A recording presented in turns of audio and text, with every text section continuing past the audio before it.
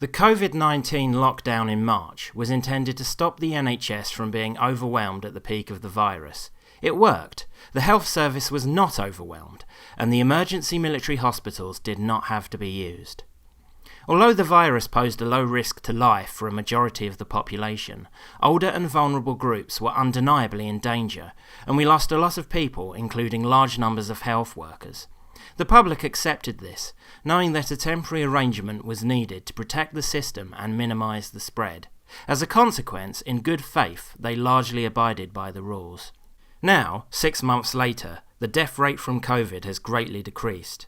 There is reason to believe this rate was unreliably recorded as it is, the criteria being the presence of the virus rather than the actual cause of death. Cases are currently increasing somewhat, but that is likely because the testing levels have increased, and there are many false positives included in the results. Hospitalisation numbers have decreased and now remain steady. Hospitals are relatively empty, as people with other conditions are staying away. It seems that we have weathered the worst of the storm. Despite this, our society has not yet fully opened up and returned to normality. Indeed, more stringent measures continue to appear in a seemingly haphazard and arbitrary manner. Masks, which had not been made compulsory in shops through the height of the pandemic, have now been made so. There are local lockdowns both threatened and carried out, and travel destinations go on and off the quarantine list. The permitted social group number has gone down, while fines have gone up. We hear increasingly outlandish and inconsistent ideas from a badly communicating government.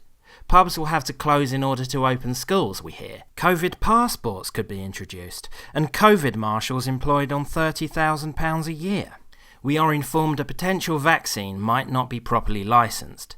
There is talk of zero COVID being a goal, which is most unrealistic, and worst of all, we are being encouraged to inform on each other for social distancing infractions. The previously well-intentioned public are starting to become very angry with this. Many feel misled, patronised, and taken for granted. Many will reconsider their support for your party and your MPs as a result. If, heaven forbid, we are taken into a second lockdown, this will greatly worsen. I appreciate dealing with this pandemic is not an easy task for a government, that there are political difficulties and that some of our legislators have personally battled with COVID. However, a line has to be drawn and we have to keep a sense of proportion. Our economy is suffering untold damage along with our social fabric. People are not being seen for other serious conditions in our health service, and lockdowns have exacerbated depression and domestic abuse, etc.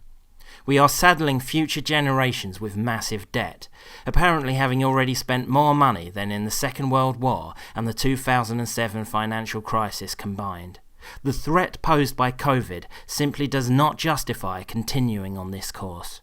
Surely we should be concentrating on protecting the vulnerable and preparing our system in case another wave occurs. There can still be an emphasis on hygiene and personal responsibility. The public will support this. They might even be persuaded of a return to stronger measures if there is categorical evidence these are needed and Parliament approves them.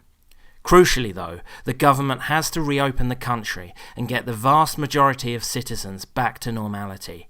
Its confidence in these matters will transfer much confidence to the public, and our economy will begin to recover. You have been an outspoken MP on many issues. You are known for common sense, and on the COVID measures you have been applying this.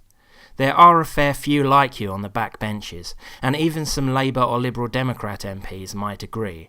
I and many of your constituents would like to see you speak out more against the excesses of the COVID restrictions, and use your influence to persuade your colleagues that the measures have gone too far for too long, are losing public support, and will be ruinous for our country if we persist in them.